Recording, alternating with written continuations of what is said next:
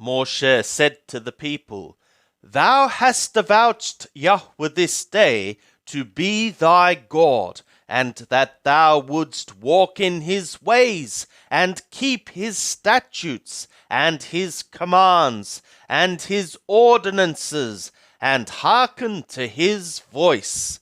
And Yahweh hath avouched thee this day to be a people for his own possession, as he hath promised thee, and that thou shouldst keep all his commands, and to make thee high above all nations that he hath made, in praise, and in name, and in honour, and that thou mayest be a holy people to Yahweh thy God, as he hath spoken.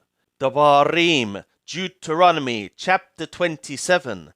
And Moshe and the elders of Israel commanded the people, saying, Keep all the command which I command you this day.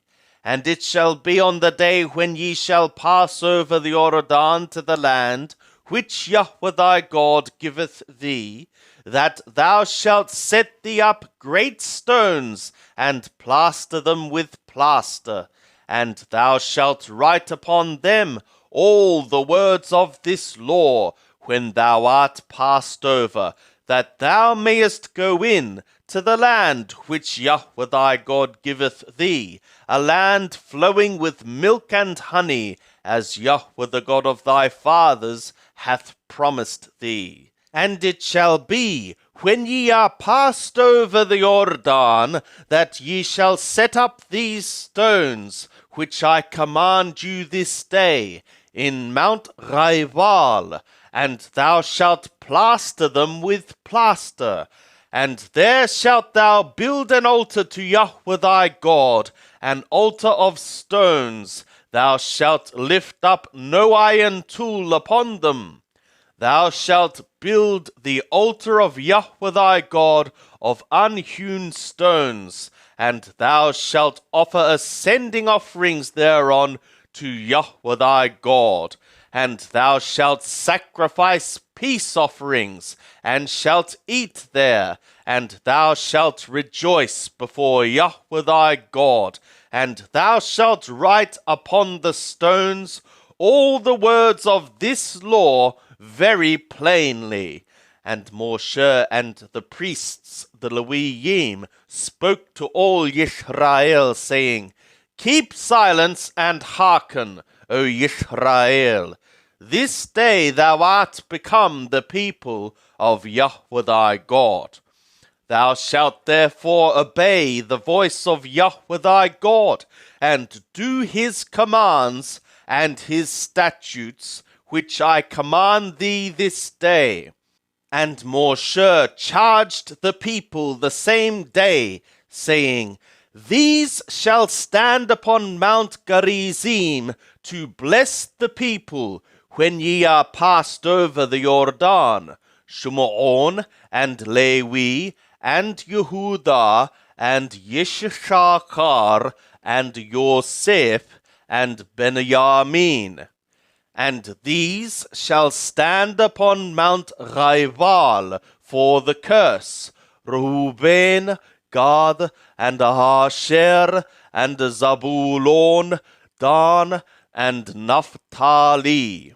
And the Levim shall answer and say to all the men of Israel with a loud voice, Cursed be the man that maketh an engraved or cast metal image, an abomination to Yahweh, the work of the hands of the craftsman, and setteth it up in secret.